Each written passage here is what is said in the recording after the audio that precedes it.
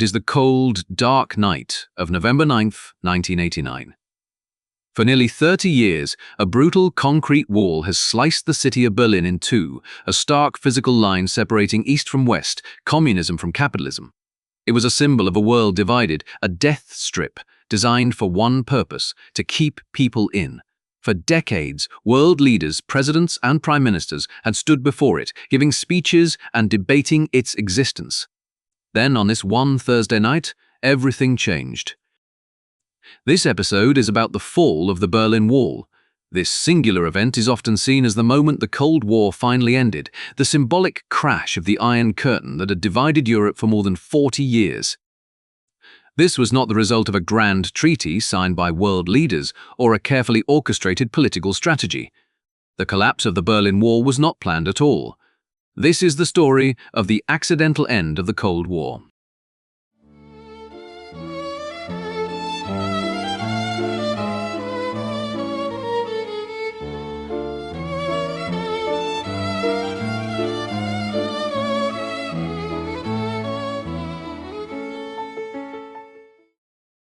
Part 1. The Iron Curtain in Concrete.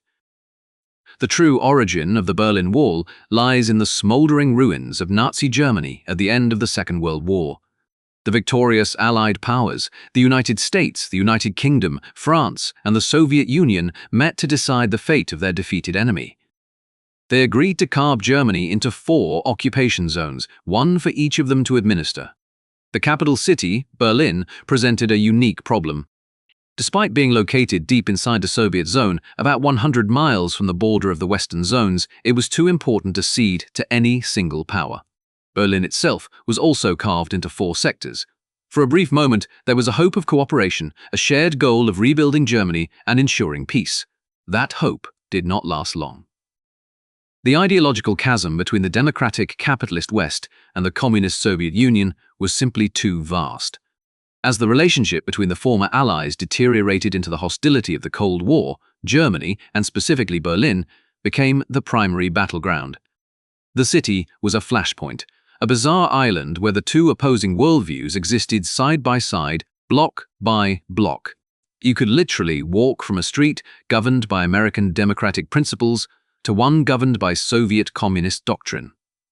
This open, permeable border in the heart of Soviet-controlled territory was an anomaly, and one the Soviets could not tolerate for long. The first major crisis erupted in 1948. In an attempt to force the Western powers to abandon their sectors, Soviet leader Joseph Stalin ordered a complete blockade of West Berlin. All road, rail, and canal access was cut off. The city's 2 million inhabitants were isolated, left without food, fuel, or medical supplies.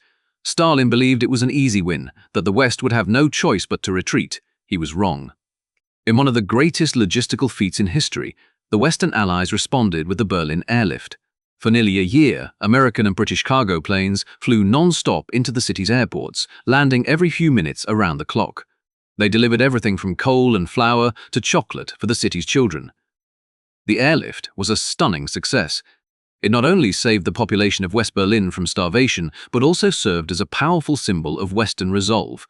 In May of 1949, a humiliated Stalin lifted the blockade. West Berlin was now cemented in the global consciousness as a beacon of freedom and defiance, an outpost of the democratic world operating deep behind the newly formed Iron Curtain. Following the blockade, 2 separate German states were formally established. In the West, the Federal Republic of Germany was created with its capital in Bonn. In the East, the Soviets established the German Democratic Republic, or GDR, with East Berlin as its capital. The contrast between the two Germanys could not have been more stark.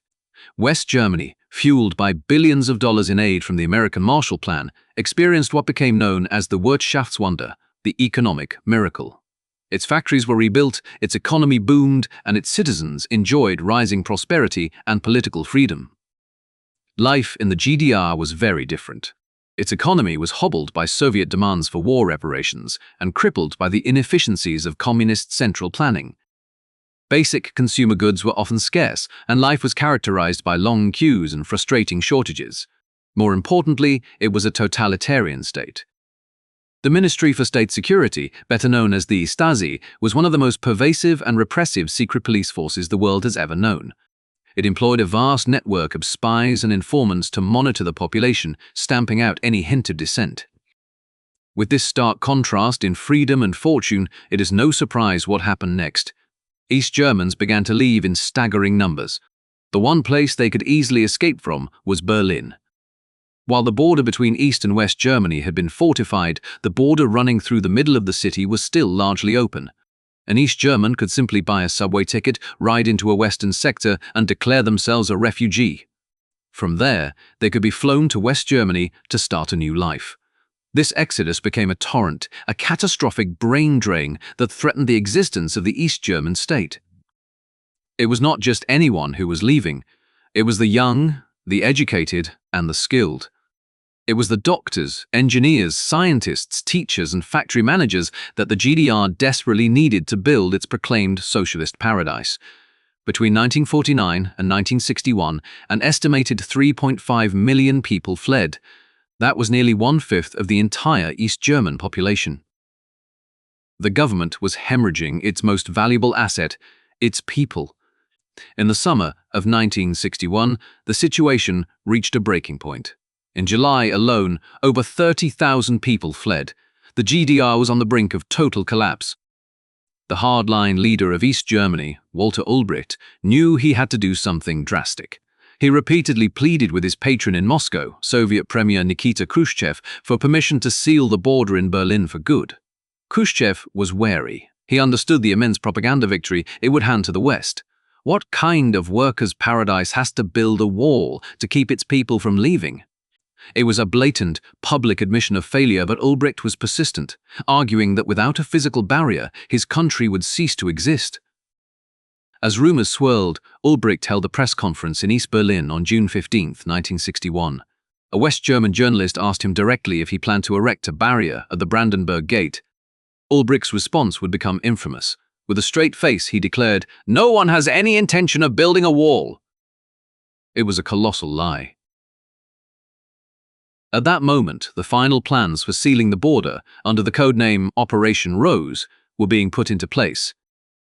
Less than 2 months later, in the dead of night between Saturday, August 12th and Sunday, August 13th, 1961, the operation began. While Berliners slept, thousands of East German soldiers, police and militiamen descended on the border. They tore up streets, jackhammered pavement, and strung out endless miles of barbed wire. By sunrise, the city was divided. The shock was absolute. Workers who had commuted to jobs in the West found their way blocked. Children couldn't get to their schools. Families were split apart by a line of wire and armed guards that had not been there the day before. In the frantic first hours, there were dramatic scenes of people leaping from the windows of apartment buildings whose front doors were in the east but whose back windows opened into the west. Soon, those windows were bricked up. The trap had been sprung. The reaction from the Western powers was surprisingly muted. Publicly, they issued strong condemnations. Privately, there was a sense of relief. The constant uncertainty and tension over Berlin had been a dangerous powder keg that could have ignited a Third World War. President John F. Kennedy, while appalled by the inhumanity of it, saw it as a solution, albeit a brutal one. In a candid moment, he remarked, "A wall is a hell of a lot better than a war." The wall stabilized the crisis. The Soviets and their East German puppets had clarified the new reality, and the West, unwilling to risk nuclear conflict over it, accepted it. What began as a hastily erected barbed wire fence soon evolved into something far more permanent and terrifying. Over the years, the Berlin Wall became a complex, multi-layered system designed for maximum lethality. It was not just one wall, but two, running parallel to each other for nearly 100 miles. The area between them was a barren, gravel-raked expanse that came to be known as the Death Strip. This no-man's land was a meticulously engineered killing zone. It was overlooked by more than 300 concrete watchtowers, manned by guards with shoot-to-kill orders. It was lined with beds of nails, tripwire-activated machine guns, and deep anti-vehicle trenches. It was illuminated by high-intensity floodlights and patrolled by soldiers with dogs. Despite the danger, people still tried to escape. They dug tunnels, hid in secret compartments in cars, built homemade hot air balloons, and tried to swim across the city's canals. Some made it, many did not. Over its 28-year history, at least 140 people were killed at the Berlin Wall, shot by guards or dying in accidents during their escape attempts. The first to be shot was a 24-year-old tailor named Gunter Litvin, just 11 days after the border was sealed. The last was a 20-year-old named Chris Guffroy, killed in February of 1989, only 9 months before the wall would fall.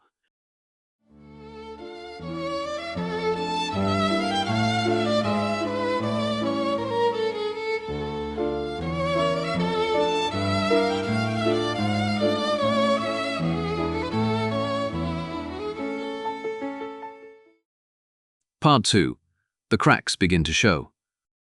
For more than 2 decades, the Berlin Wall seemed like a permanent feature of the European landscape. It was the epitome of a frozen conflict, an ugly but stable reality. In the early 1980s, the Cold War entered a newly frigid phase. Ronald Reagan in the United States spoke of the Soviet Union as an evil empire, and the arms race accelerated. For the people of East Germany, any hope for change seemed like a distant fantasy. Their government, led by the aging and staunchly orthodox communist Erich Honecker, was one of the most rigid and repressive in the entire Eastern Bloc. Honecker and his comrades saw the wall as a success, a necessary anti-fascist protection barrier that had secured their state. They resisted any talk of reform, confident that, as always, they had the full backing of the Soviet Union and its military might. They had no reason to believe that the tectonic plates of geopolitics were about to shift right under their feet. The catalyst for that shift would come from the most unlikely of places, the heart of the Kremlin itself. In March of 1985, a man named Mikhail Gorbachev became the General Secretary of the Communist Party of the Soviet Union. At 54 years old, he was a different breed from the string of geriatric, doctrinaire leaders who had preceded him. He was younger, more energetic, and he possessed a startling grasp of just how much trouble his country was in. The Soviet Union was a superpower in name only. Its economy was a basket case, crippled by the colossal expense of the arms race and the staggering inefficiency of its state-controlled system. Its technology was falling further and further behind the West.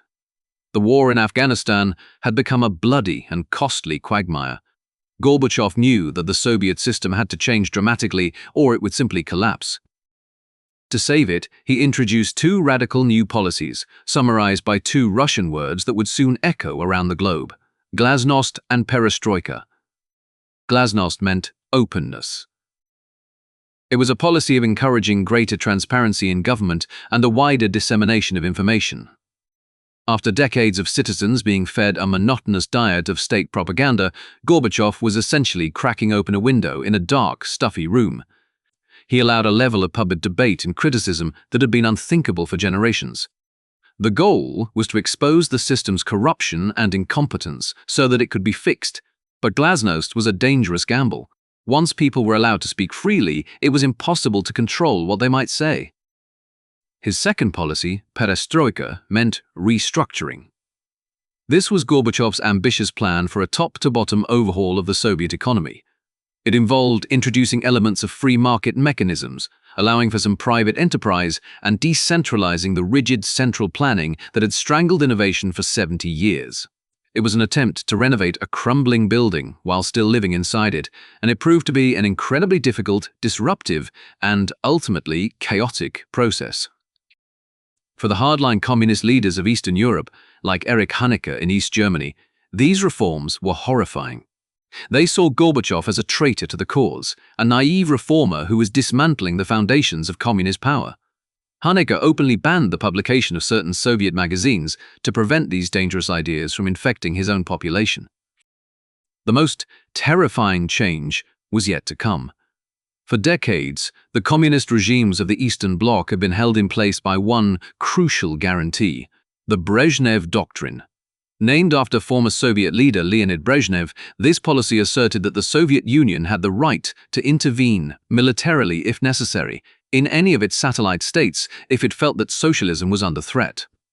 They had proven this was no idle threat when Soviet tanks rolled into Czechoslovakia in 1968 to crush the Prague Spring reform movement.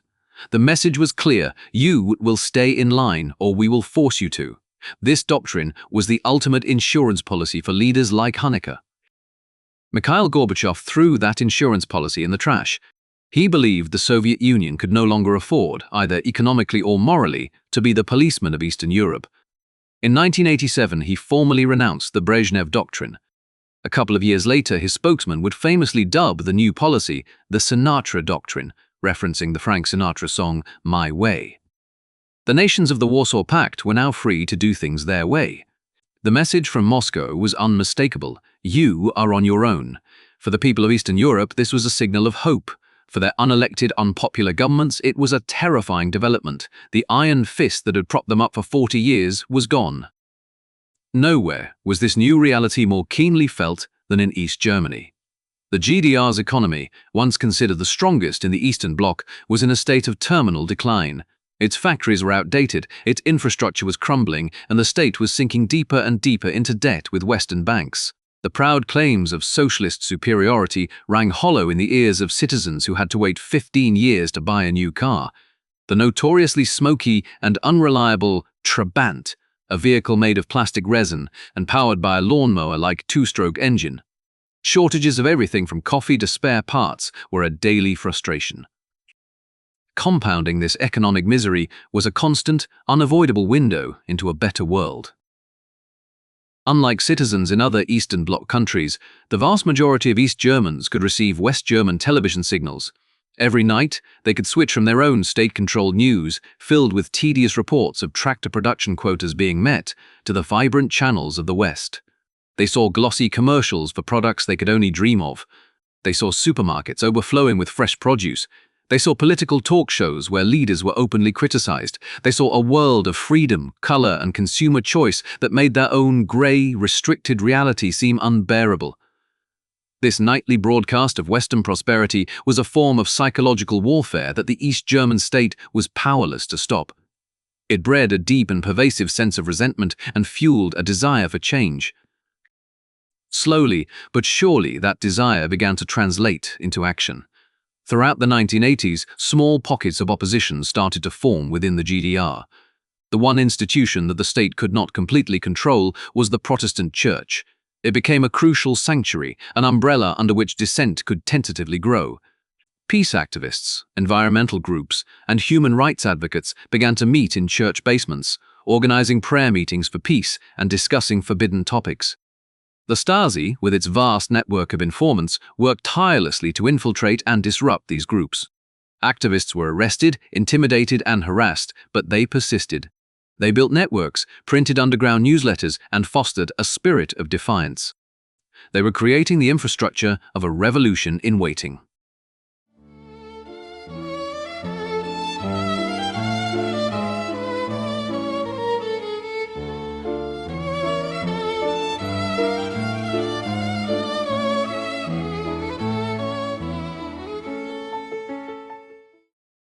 Part 3. The Dam Breaks. By the spring and summer of 1989, the pressure cooker that was the German Democratic Republic was beginning to hiss. The government, led by the inflexible Erich Honecker, was acting as if nothing had changed. They were planning lavish celebrations for the upcoming 40th anniversary of the GDR in October, a grand spectacle designed to project an image of stability and socialist success. Beneath the surface, the ground was shifting with seismic force. The Sinatra Doctrine had taken hold across the Eastern Bloc, and reform was in the air everywhere except East Berlin. The first, decisive crack in the Iron Curtain would appear in a country to the southeast, Hungary. For some time, Hungary's communist government had been pursuing its own path of reform, a kind of goulash communism that allowed for more economic freedom than its neighbors. By 1989, they were moving towards multi-party democracy and had a bold idea. They decided they would dismantle their section of the Iron Curtain, the heavily fortified border fence with their neutral neighbor, Austria. On May 2, 1989, Hungarian soldiers began symbolically snipping through the barbed wire in front of Western television cameras. Initially, this was more symbolic than practical, as the border was still heavily guarded, but it sent a powerful message across the Eastern Bloc, and nowhere was that message heard more clearly than in East Germany. East Germans, desperate for a way out, saw an opportunity. Under Warsaw Pact travel agreements, they could legally travel to Hungary for vacation. Their plan was to go to Hungary, and from there cross the now porous border into Austria, and then onward to freedom in West Germany. All through that summer, a trickle of East German tourists became a flood. They packed their families and a few belongings into their sputtering Trabant and Wartburg cars and drove south. Soon, makeshift refugee camps were springing up in Budapest, overflowing with thousands of East Germans waiting in limbo, hoping the Hungarian government would let them cross. A test run occurred on August 19, 1989. An event called the Pan-European Picnic was organized by reformers on the border between Hungary and Austria. For 3 hours, the border gate was to be officially opened. Word spread like wildfire among the East Germans camped out in Hungary. More than 600 of them seized the chance, rushing across the border to freedom before the stunned Hungarian guards could react. It was the first mass exodus since the Berlin Wall was built. The East German government was furious. They demanded that their socialist brothers in Hungary stop the outflow and send their citizens back. The Hungarians, emboldened by Moscow's silence, made a momentous decision. On the night of September 10, 1989, the Hungarian foreign minister went on television and announced that, effective at midnight, Hungary was officially opening its border with Austria. East Germans would no longer be prevented from crossing. The dam had broken. In the next 3 days alone, more than 20,000 East Germans poured into the West. The scenes were broadcast around the world. West German television showed images of entire families abandoning their cars, the infamous Trabis at the border, and running, crying with joy, into the arms of Red Cross workers in Austria. These cars, for which they had waited more than a decade, were now worthless compared to the freedom that lay just a few steps away. For the Honecker regime, it was a catastrophe of unimaginable proportions. It was a nationwide vote of no confidence, a public humiliation that exposed the bankruptcy of their system to the world. They could plug the hole by banning travel to Hungary, but the psychological damage was done. The people now knew that the Iron Curtain was no longer impenetrable. While tens of thousands were voting with their feet, a different kind of revolution was brewing back home. For several years, small groups of activists had been gathering for peace prayers every Monday evening at the St. Nicholas Church in the city of Leipzig. After the prayers, they would attempt to hold a small, candlelit procession in the city center. For years, the Stasi had easily contained these demonstrations, arresting the leaders and intimidating the participants.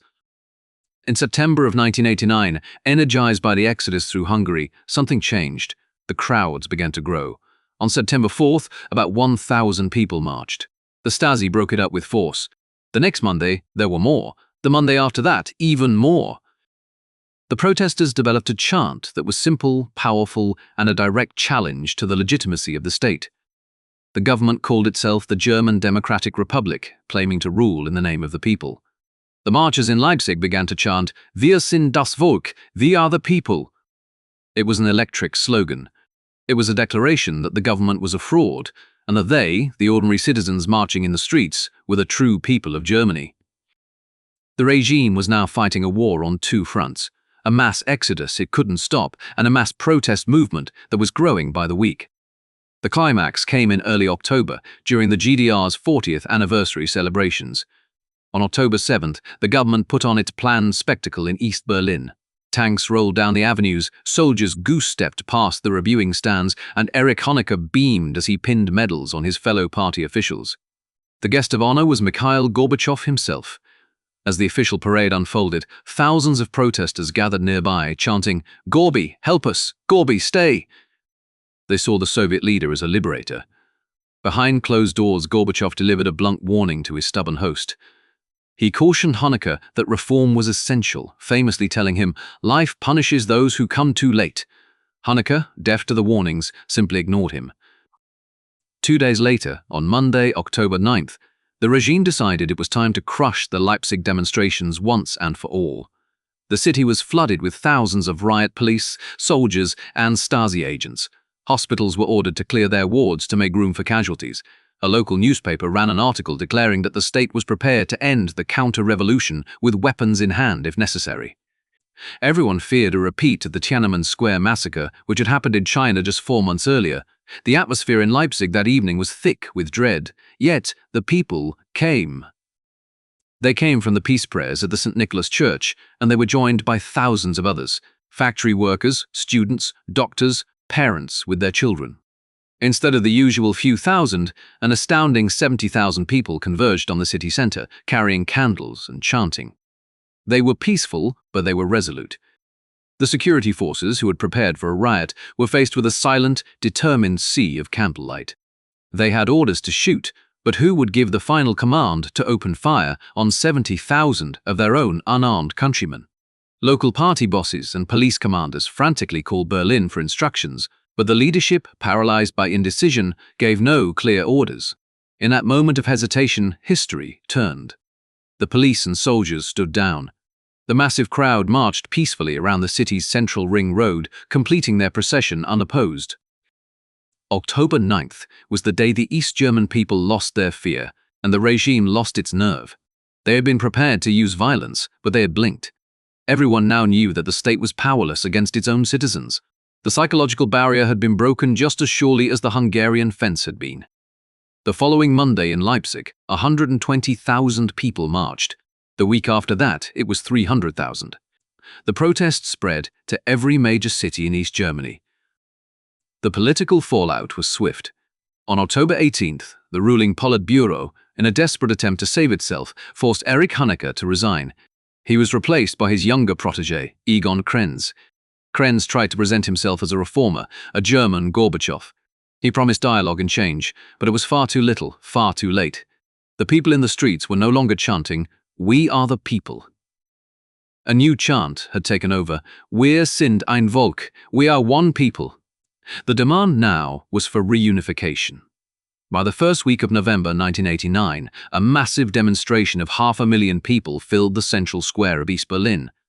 The government was in chaos, the country was in open revolt, and the pressure had reached an unbearable, explosive point. The entire system was about to be brought down, not by a foreign army or a CIA plot, but by a confused bureaucrat at a dull press conference.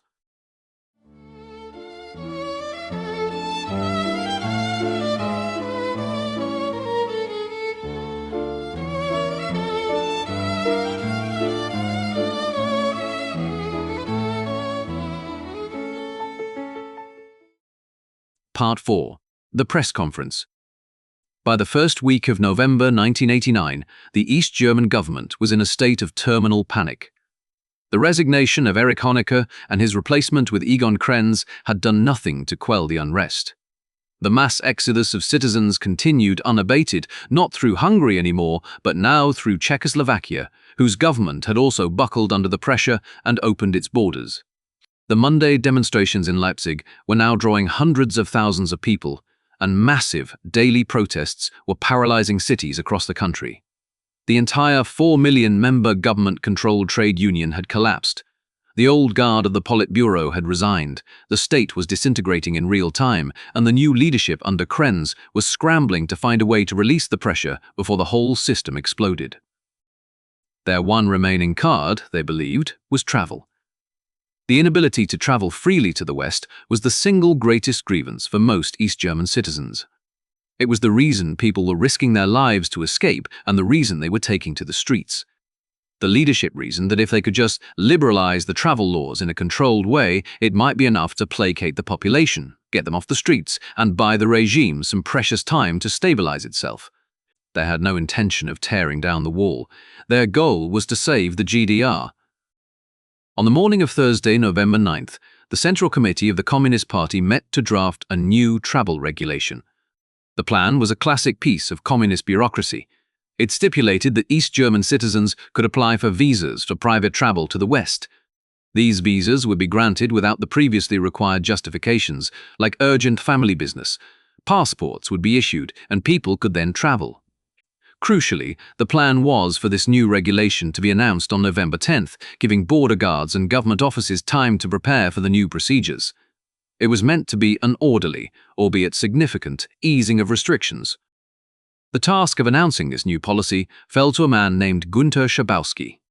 Schabowski was a mid-level member of the Politburo and the party's official spokesman for the city of Berlin.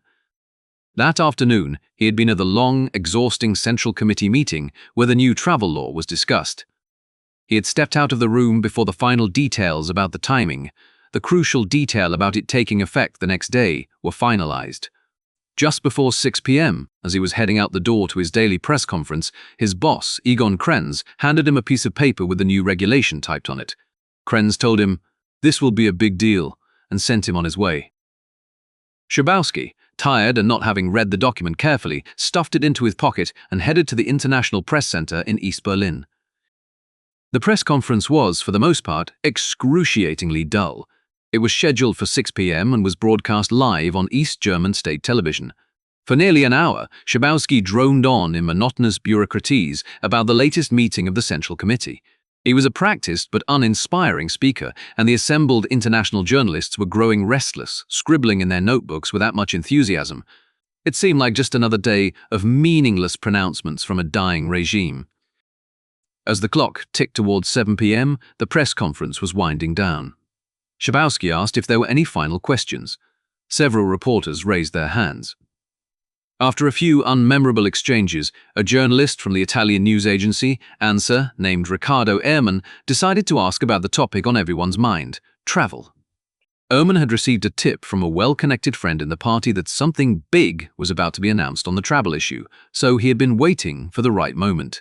His German wasn't perfect, but his question was clear enough. He asked, "You have spoken of mistakes. Don't you believe that it was a big mistake to have this travel law that you presented a few days ago that was not a good one?" Schabowski, who seemed a bit annoyed by the question, defensively said that they were trying to correct these mistakes. Then, remembering the paper in his pocket, he fumbled for it and put on his reading glasses. "Ah," he said, "I have something here."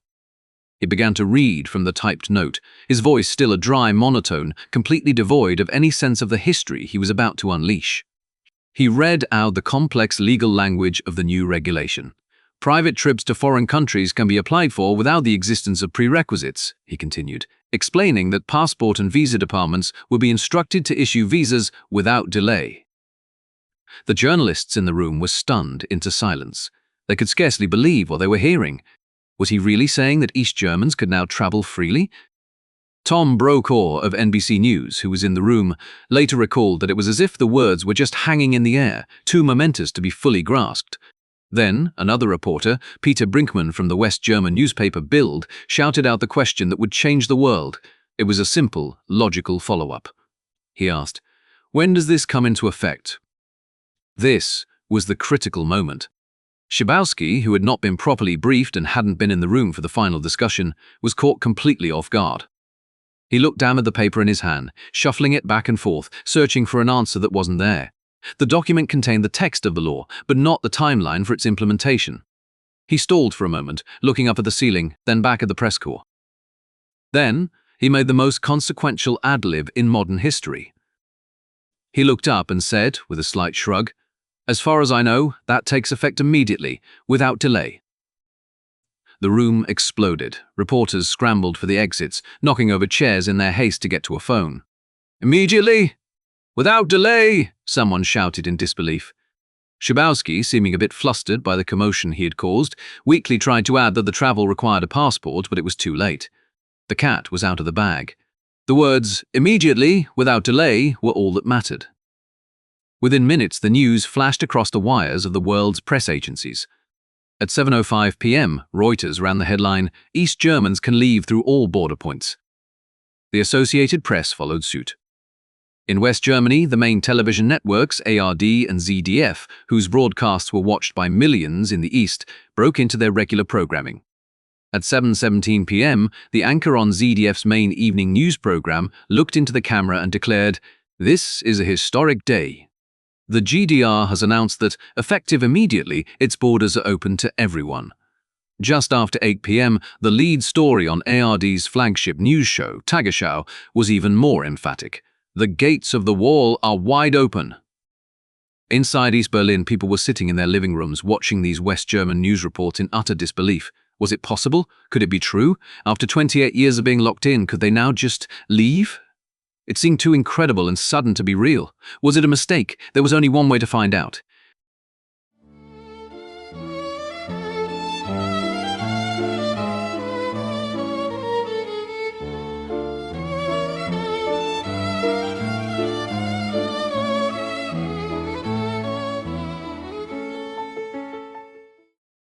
Part 5. Opening the Gate. The news of Günter Schabowski's fumbled announcement spread through East Berlin like a spark in a dry forest. It traveled via the airwaves of West German television, whose reports grew more breathless and certain with every passing minute. At first, there was confusion and disbelief.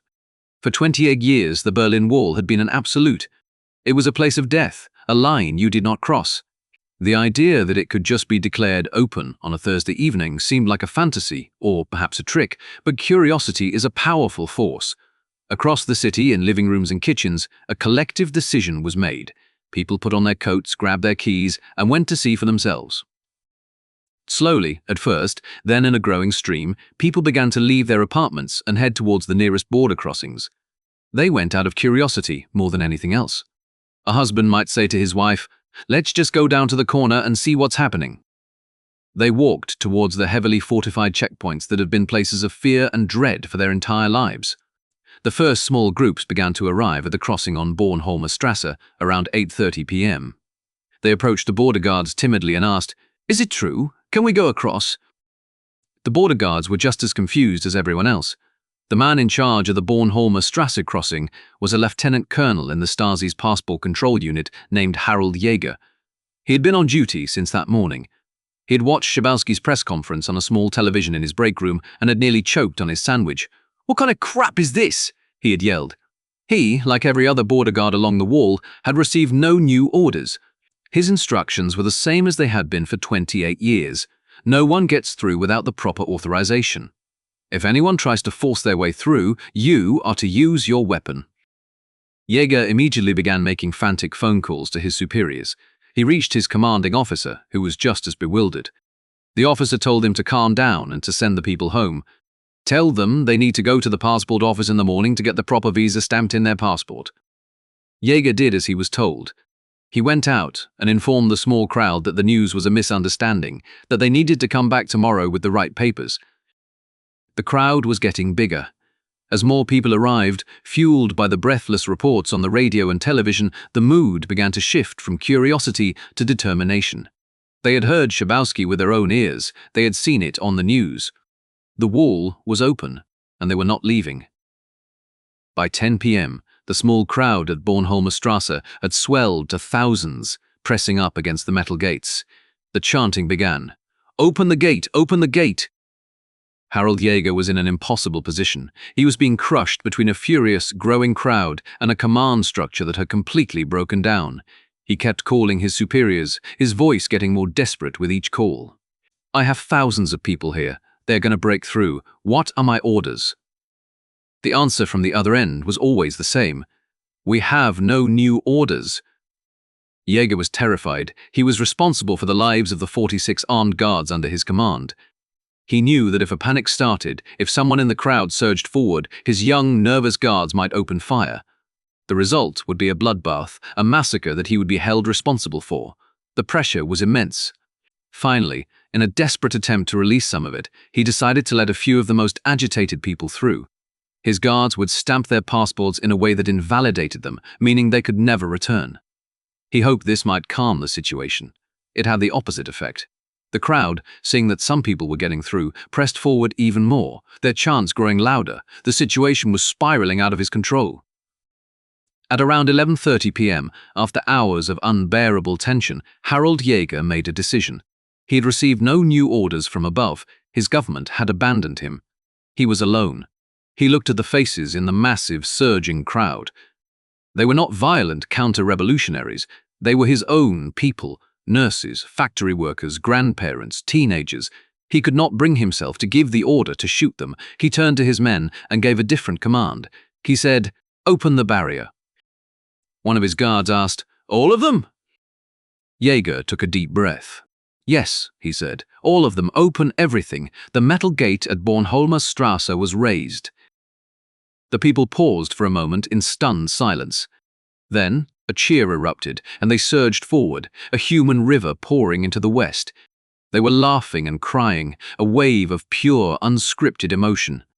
The Cold War was ending with the squeal of a rusty gate being lifted by a mid-level officer who had been left to make a world-changing decision on his own. History was now being made by ordinary people on a cold November night, simply walking from one side of their city to the other. What happened at Bornholmer Strasse was a chain reaction. As the news spread that one crossing was open, the crowds at the other 6 checkpoints swelled, their demands becoming more insistent.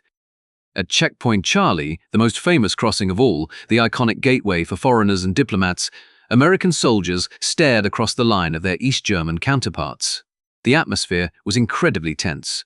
The guards on the eastern side were surrounded by a massive crowd, all chanting and pushing. Just after midnight, with the situation threatening to spiral into violence, the officer in charge there followed Jaeger's lead and gave the order to open the gates. All across Berlin, the story was the same. One by one, the checkpoints gave way. The rigid, fearsome border that had defined the Cold War was simply melting away under the gentle, inexorable pressure of ordinary people. The East German state, which had built the wall and maintained it with lethal force for 28 years, did nothing. The government had vanished. Egon Krenz would later claim he spent the night on the phone, ensuring that no shots were fired. The reality was that the state had lost all control. History was now being made in the streets. The scenes from that night are etched into the memory of the 20th century. In the West, Berliners who had seen the news rushed to the wall to greet the arrivals. They came with bottles of champagne, or Sekt, as it's known in Germany, and boxes of chocolates. They stood on cars, cheering and applauding as the tiny, sputtering Trabant cars, symbols of East German deprivation, crossed the line for the first time, their two-stroke engines puffing out clouds of blue smoke. Strangers embraced strangers in tearful reunions, a city celebrating its own liberation. An impromptu, city-wide party erupted. The most powerful symbol of the night was the Brandenburg Gate. This grand, neoclassical arch, once the proud symbol of Berlin, had been stranded in no man's land for decades, a backdrop for stern-faced military parades. On the night of November 9th, it was reclaimed by the people.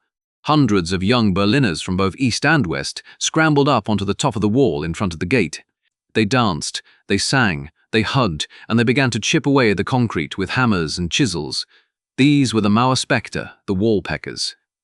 Their rhythmic chipping was the soundtrack to the revolution, a percussive announcement that the division was over. The border guards, who hours earlier would have shot anyone who touched the wall, now stood by, looking on in bewilderment. Their authority had evaporated. The fear that had defined life in the East for 40 years was gone, replaced by a sense of boundless possibility. What is so remarkable about that night is its peacefulness. This climactic moment of the Cold War came without a single shot being fired in anger. It was a revolution driven by the collective will of a people who decided, all at once, that they would no longer be told where they could and could not go. The fall of the Berlin Wall was not a military victory for the West or a political masterstroke. It was an accidental moment when a gate was lifted and a new world began to pour through.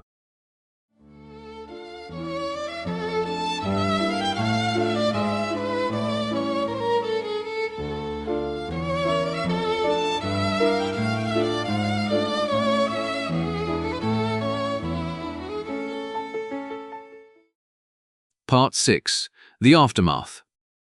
The joyous party that erupted on the night of November 9, 1989, was the beginning of the end.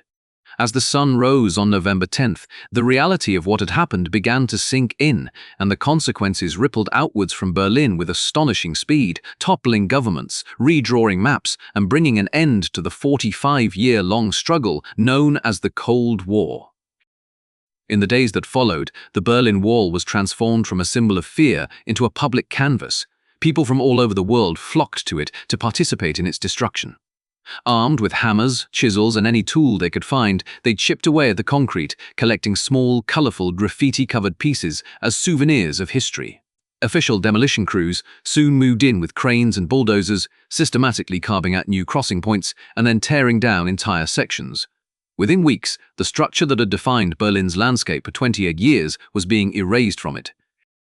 The physical demolition of the wall was secondary to the political demolition that had already occurred. The fall of the wall was a fatal blow to the German Democratic Republic.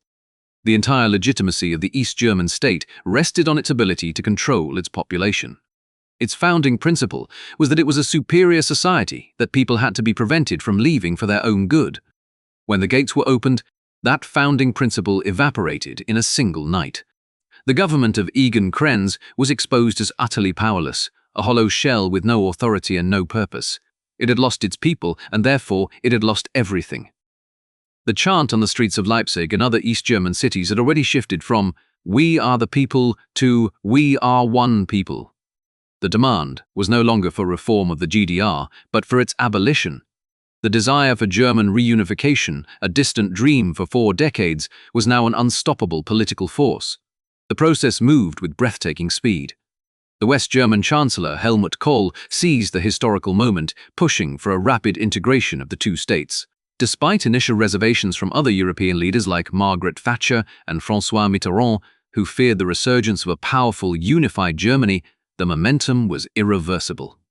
The 2+4 agreement was hammered out, with the 2 German states and the 4 former Allied occupying powers.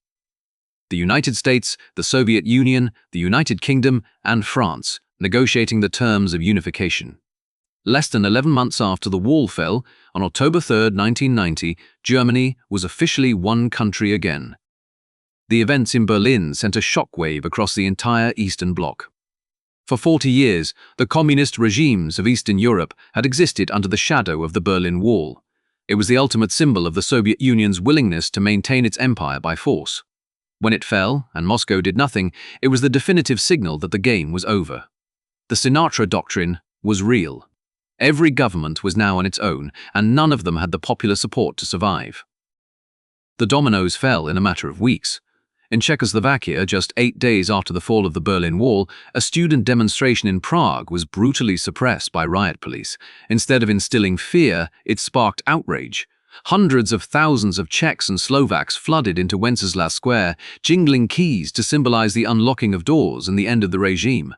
Within 10 days of that first protest, the entire leadership of the Czechoslovak Communist Party had resigned. It was a stunningly peaceful and rapid transfer of power that became known as the Velvet Revolution.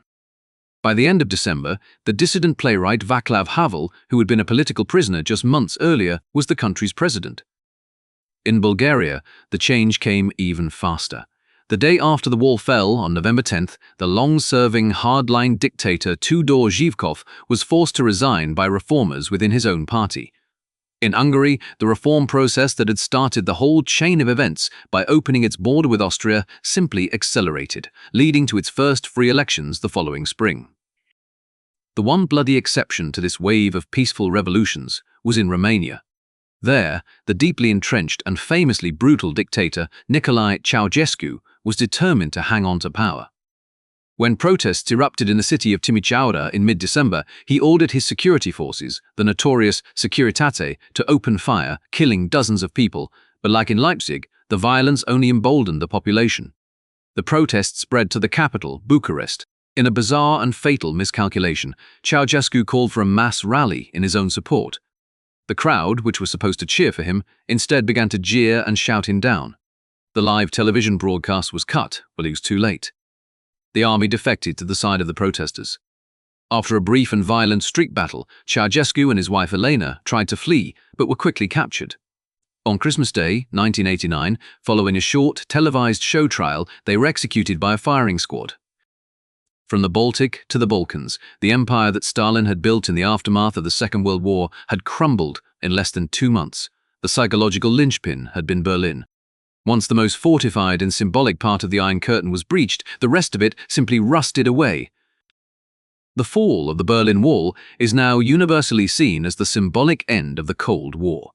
It was the moment that proved the Soviet Union had lost the will and the capacity to maintain its dominion over Eastern Europe.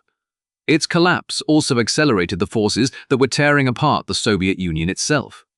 The various Soviet republics, particularly the Baltic states of Lithuania, Latvia, and Estonia, saw that independence was now achievable. They began to agitate for their own freedom from Moscow. Mikhail Gorbachev, the man whose reforms had made all of this possible, found himself overtaken by the history he had unleashed. He had wanted to reform the Soviet system, to make it more humane and efficient. He never intended to destroy it, but the forces of nationalism and democracy, once released, could not be contained. In August of 1991, hardline communists, disgusted with Gorbachev's reforms and the loss of the empire, attempted a coup to restore the old order. The coup failed, largely thanks to the defiance of Boris Yeltsin, the president of the Russian Republic, who famously stood on a tank outside the Russian parliament and rallied the people against the plotters. The failed coup fatally wounded Gorbachev's authority and shattered the remaining power of the Central Soviet state.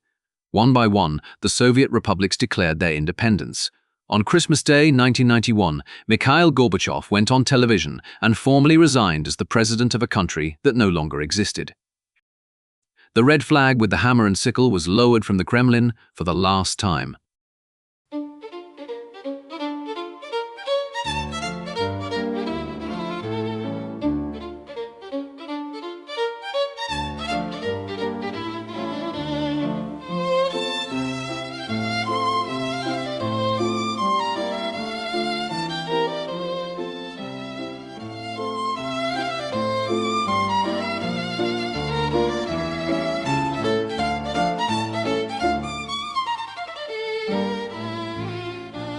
This podcast was entirely produced by Andrew Scott.